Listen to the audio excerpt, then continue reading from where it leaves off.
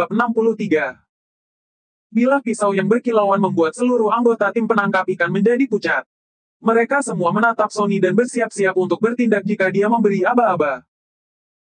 Coba saja turun tangan. Tuan Eko akan menangkap kalian semua dan memenjarakan kalian. Handoko yang tergeletak di tanah melihat mereka dengan penuh harap. Jangan ada yang menyerang. Sony menggertakkan giginya dan mengepalkan tinju. Jika mereka menyerang aparat hukum, kejadian ini akan menjadi masalah besar. Dodi terdesak hingga tidak bisa mundur lagi. Danur yang usianya paling muda di antara semuanya, melemparkan sebuah tongkat ke arah itu. Shoot! Dodi mendengar suara angin dan menangkap tongkat yang dilemparkan kepadanya dengan gesit.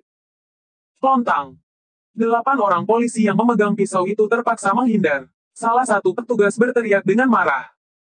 Siapa yang melemparkan tongkat itu? Danur bersembunyi di antara kerumunan tim penangkap ikan. Karena dia adalah yang paling kecil di antara mereka dan tidak ada yang memperhatikannya. Eko berteriak dengan tegas. Zabran, kamu sudah ditangkap polisi. Apa kamu masih mau memberontak? Aku. Dodi merasa ragu-ragu. Dia ingin melemparkan tongkat itu. Tetapi dia takut tidak ada senjata lagi untuk melindungi diri. Sony merenung sejenak sebelum melangkah maju. Tuan Eko, aku ini orang yang sederhana. Orang yang menjadi temanku akan mendapat uang dariku. Tapi, kalau menjadi musuhku, aku akan menghabisinya. Apakah Tuan Eko mau menjadi temanku atau menjadi musuhku? Hebat sekali kamu. Berani-beraninya mengancam pejabat. Besar sekali nyalimu. Tangkap mereka. Tuan Eko yang sedari tadi mengernyit. Tiba-tiba tatapannya tambak berbinar. Dia menempatkan pisau panjang di leher Sony. Kenapa bisa begini? Bilah pisau itu sangat dingin hingga menusuk tulang. Meskipun merasa takut, Sony lebih bingung dengan situasi saat ini. Baru beberapa hari yang lalu, dia melihat Wira meyakinkan Jamadi dengan kata-kata yang serupa. Menurut tebakannya, niat Eko melakukan semua ini juga hanya demi uang.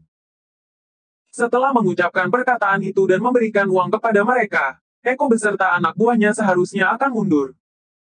Padahal, semua yang dilakukannya tadi sama persis dengan yang dilakukan Kak Wira. Namun, kenapa hasilnya begitu berbeda? Kedua tangan Sony diborgol.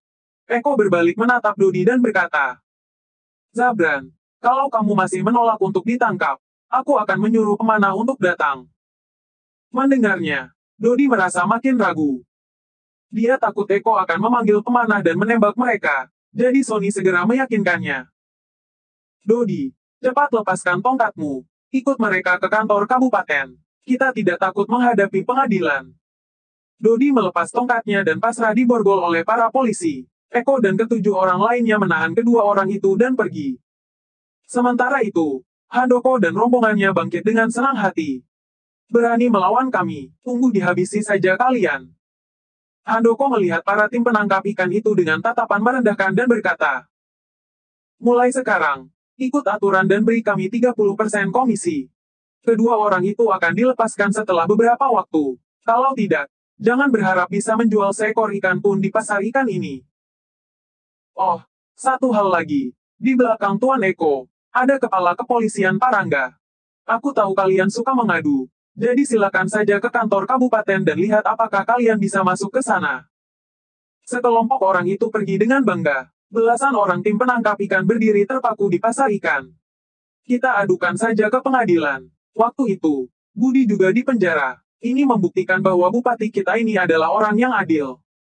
Gavin mengulurkan tangannya dan berkata, berikan surat gugatan itu padaku. Aku akan pergi mengajukan pengaduan ke pengadilan. Kak Gavin, aku saja yang pergi. Kak Gandhi, aku saja. Gandhi dan Ganjar saling berebutan ingin pergi mengajukan pengaduan. Seorang anggota tim penangkap ikan mengeluarkan selembar kertas pengaduan dengan gemetar dan menyerahkannya kepada ketiga orang tersebut. Ini adalah surat pengaduan yang ditulis oleh Wira sebelumnya demi mencegah Eko dan Handoko bertindak sembarangan. Mereka sudah mengajukan pengaduan terhadap Budi sebelumnya. Jadi semua orang tahu tentang aturan membunyikan gendang di depan pengadilan, yaitu harus dipukul 40 kali sebelum bisa mengajukan pengaduan. Orang yang berjaga di depan pengadilan itu adalah kaki tangan Eko. Hanya dengan memberikan sejumlah uang kepada mereka, penjaga itu pasti akan langsung menghabisi orang yang berani mengajukan pengaduan. Aku adalah yang tertua, jadi seharusnya aku yang pergi. Setelah mendorong kedua adiknya, Gavi meraih surat pengaduan itu dengan wajah tegas. Tiba-tiba, Danur, yang paling muda di antara semuanya, muncul dan merebut surat pengaduan itu dan berlari. Takwira adalah orang dari Dusun Darmadi, jadi orang dari Dusun Darmadi yang seharusnya mengajukan pengaduan ini. Aku tidak hanya akan mengadukan Handoko dan Eko, tapi juga Parangga.